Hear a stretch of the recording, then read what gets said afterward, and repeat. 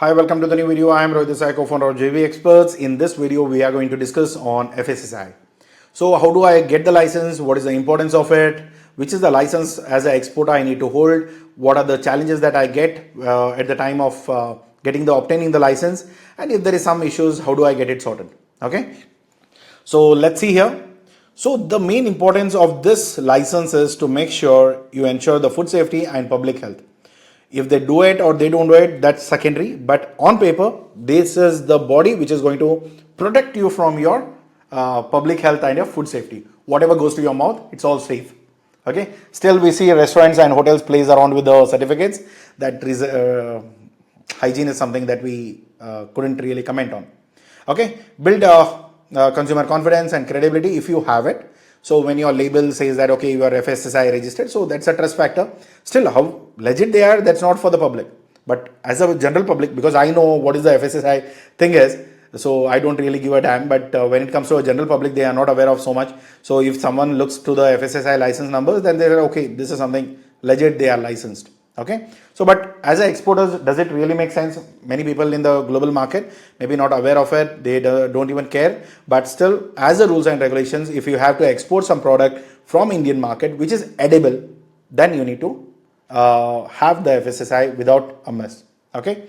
So everything is ground by this act, which is Food Safety and Standard Act 2006. If you want to read and understand the whole act, go and read it out. But as an exporter, the video what I'm recording now, that's good enough. But still, if it's your interest, your personal interest to study the whole thing, please go and do it. So this is just a 14-digit number that need to be published on your packaging along with your business premises. Wherever your business is, please register accordingly. So legal requirements. This is the mandatory for all the food business involved in manufacturing, storage, transportation, distribution, sales, and warehouse. So if you are storing it somewhere, even there you need to have the FSSAI license registered. So operating without the license can be 5 lakh rupees penalties and 6 months of jail, or both together. Okay, that could be a possibility. And the license has to be renewed before expiry. Please make sure that is something, because you get it for a year, 3 years and 5 years. These are the three options. If you need any one of it, please go and obtain it accordingly. So what are the basic charges? So you have a license which is called basic registration. This is for your Pani Puri wala.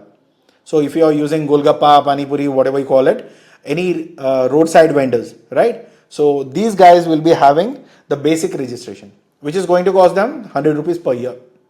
That's all.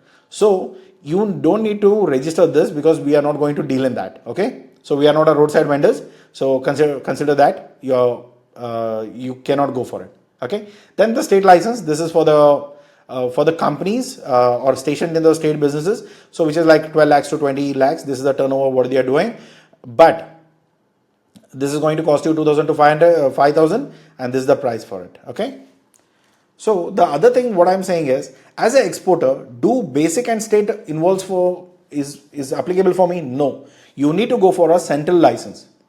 You need to ask your CA to get me a FSSAI central license, and you need to define him that are you a merchant, are you a trader, are you a marketing company, or you are a marketing agency, or you are a manufacturer. Based on that, he's going to file and get you a state license. FSSAI state license, that's required, which is official fees is 7,500. If you get it from us, it's around 18,000. Because see, just applying is one thing. You need to manage the whole sequence, because inspection, that there's hundreds of things that to be managed. So those things that we'll do it for you. Okay. So then comes the license type for exporters. So you need to take a central FSSAI license, as I already said, regardless to your turnover. Even your turnover could be 1 rupee, not about 20 crores. But still, you need to go for a central license. Without this, you cannot operate. Then, at the time of custom clearances, these are the documentations are required to see your certificate. If you are not registered, then possibly your container will be held back. Get the license, and at the time when your container is in the station and you don't have a certificate, that's going to be causing a nuisance. So that is going to obviously delay the whole process. By the time your products may get damaged, or if the shelf life is good, you are saved, but still the container charges are something that you need to pay. That's going to be damn expensive. So the number and the labels. So mandatory to print the FSSAI number on your packaging, and if you are a manufacturer, for example, I am a manufacturer of a chips, and you are coming to me saying that, sir, I have a client in Russia, I have to get it packed from you on his brand name and export. In that case, you need to print my number, my FSSI number, along with the number which you are going to get for that company, which is going to be a marketing company. So we are going to register it in both the places and send it to him. Then he can label it as imported by and something that later if he wants to do it, or it's good to go. So this is the whole process that you need to follow. You cannot skip this. Okay, what is the loophole here? What is the challenge? See, if I am a brand owner, like I'm exporting as a merchant trader, now I have to display the manufacturer's details. But I didn't wanted to introduce the manufacturer to the buyer. But unfortunately, when you're disclosing his FSSI number, automatically I'll get to know who is the owner, and I can contact him directly, and it's good to go. So they can bypass you in the upcoming orders. That could be the possibility I'm saying. So what you need to do is, the solution for this is go and get an agreement, the understanding, so that whatever the clients I get for your company, if you are doing your white labeling and you get to know about the buyer, please do not bypass me. If you do this, then these are the clauses. So just make sure that is something taken care. Maybe some people will agree to it. See, as far as you are not in a situation of demanding it, you're giving him a huge volume, then also he's playing around, then you can say that this is what my rules are. If you want to work with me, this is how it is. But when you don't have that much of capacity, when you're starting new, you don't have anything big in hand, then yeah, I don't say that you can't even ask for any exclusivities. So in those cases, yeah, you need to play with the game as the game goes on. Okay, stick to the plan, keep working. If someone bypasses, it's okay. Because of one or two people, wrongdoings by few companies, doesn't mean that every manufacturer is like that. So some people are really follows ethics. Even now we have companies who are paying us commission or who are working with us from last 10 to 12 years. So you don't need to really worry about it. The people are really genuine, paying your bills, and never looking towards bypass you from the business, because they also wants to get more business from you. Okay, so those are the possibilities, but still put the agreement in place so that you have some kind of a binding there. Okay, so if you want a draft of it, or you want to us to do a negotiation kind of a thing, please get in touch with us. We can help you with that. And also mandatory invoices and receipts. So mention all your FSSI number. That goes on every document of yours. Whatever the documents you print it, you get your FSSI number in place. Okay, print it on your letterhead itself. That's a good way to do it. Okay, so what are the products that needs it? So dairy, meat, fish, seafood, cereals, oil, beverages, restaurants. Doesn't really applicable for an exporter. We cannot export a hotel or a restaurant. For us, importing, exporting, warehousing, transportations, logistics, and then e-commerce food businesses. Anything we deal in which is a packed food, FSSAI is applicable. Please get your FSSAI central license for a year or 5 years would be a better thing. Again, look into how deep your pocket is. Based on that, you can pick one. Okay, what is the process? So go and get it from here if you want to do it. If you want to give it to a professional, please give all the documents what they need and just ask them to do it. So don't worry about it. Okay. So certificates, turnover documentations, file A, form A, form B, upload all the documents online, or if you're doing offline, print it, go and submit it in the office. Upload documentations, pay online fees, premises inspection, state and central. For basic, normally they don't do it because roadside vendor like a pani puri wala doesn't really matter. But when it's a state and central, when you have a premises, they will come and inspect. And for central license, it's going to be somewhere around 30 to 60 days is a time that you need. But when it's basic, you will get it sooner, because obviously inspection is something that they will not take it that seriously. Okay, because it's a roadside thing, right? You never know. Then comes the documentations required for your central licenses, your PAN card, your address proof, IEC, authorizations of your board, depending upon what kind of a company you have. Product list, what are the products that you're dealing in, and your products plan, your floor plan, blueprint, layout of the premises, and FSSAI license of a supplier or a slaughterhouse. So for example, if I'm a merchant trader, I don't have anything of my own, I need to procure it from someone and then I'm going to export it. But in that situation, you need to get the FSSAI license certificate of that factory or that unit or that slaughterhouse where the meats are going to be processed.